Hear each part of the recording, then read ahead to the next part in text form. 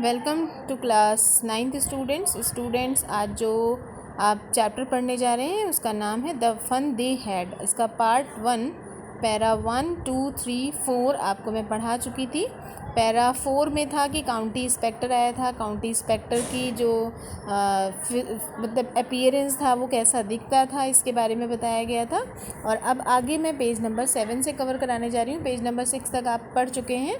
Most was the slot where she had to put homework. जो most of slot था जिसमें उसको homework करना था, टेस्ट पेपर्स करने होते थे। She always had to write them out in punch code.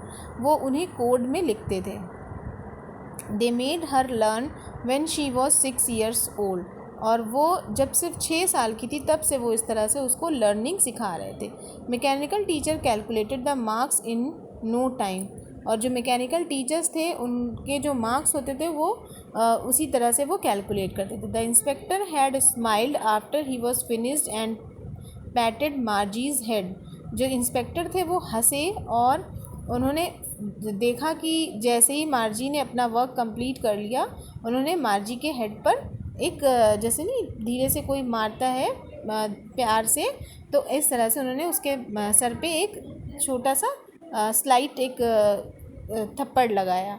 He said to her mother. उसने उसकी माँ से बताया, it's not the little girl's fault, कि ये जो गलती है ये इस बच्ची की नहीं है जो इसके मार्क्स कम आ रहे हैं। मिसेस जोन उनकी मम्मी से कहते हैं, मिसेस जोन ये मार्जी की गलती नहीं है कि इसके मार्क्स कम आ रहे हैं। I think the geography sector was graded and little too quick.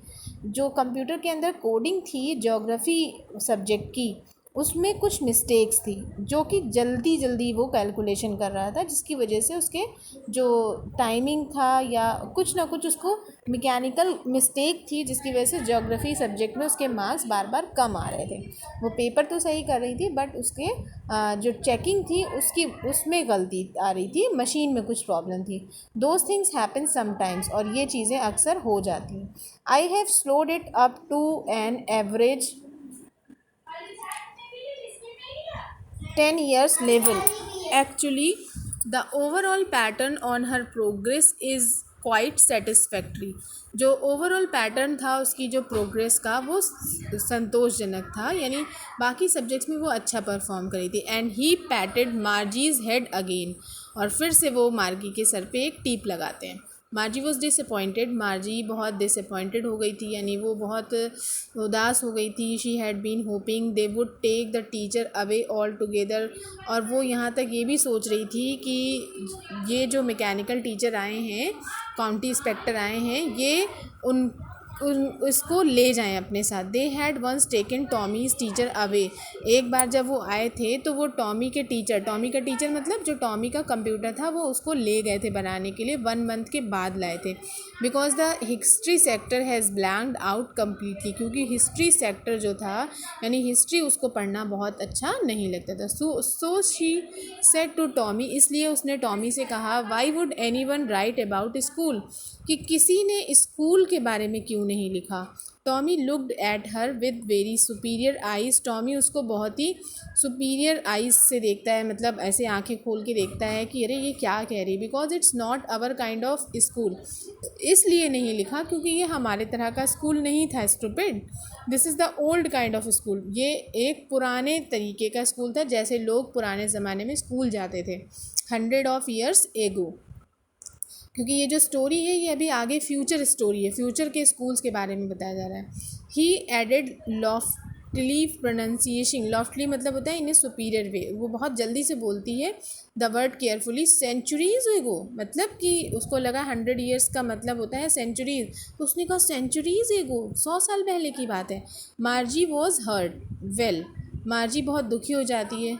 Okay, I don't know what kind of school they had all that time एगो।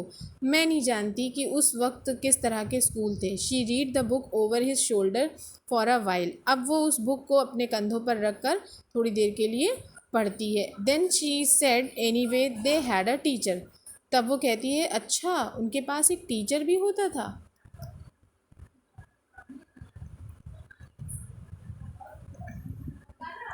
Sure they had a teacher. हाँ, वास्तव में उनके पास एक टीचर होता था।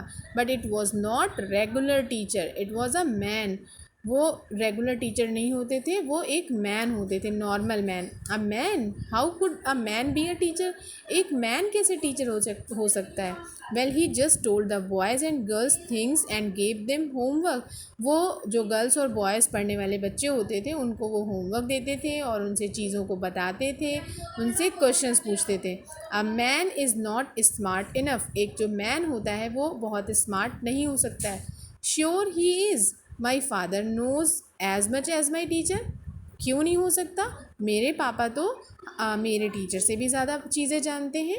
ही knows almost as much as बेचा, वो मुझसे ज़्यादा जानते हैं। Margie was not prepare to dispute that, Margie इस बात के लिए प्रिपेयर नहीं थी और वो बहस कर रही थी। She said I wouldn't want a strange man in my house to teach me, मुझे तो कभी कोई इस तरह से स्ट्रेंज मैन नहीं मिला मेरे घर पे जो मुझे पढ़ा सके। Tommy screamed with laughter, Tommy बहुत ही इस टॉमी स्क्रीम्ड हो जाता है, मतलब हंस हंस हंस के परेशान हो जाता है। यू डोंट नो, तुम नहीं जानती Margie, the teacher did not live in house, teacher घर में नहीं रहते हैं। They had a special building, उनके लिए एक स्पेशल बिल्डिंग होती है। And all kids were there, और सारे बच्चे वहाँ जाते हैं। And all the kids learn the same thing, और जो सब बच्चे होते हैं वो एक क्लास के बच्चे सेम चीज़ें सीखते हैं। Sure if they were the same age, और उनकी एज भी सेम होती है।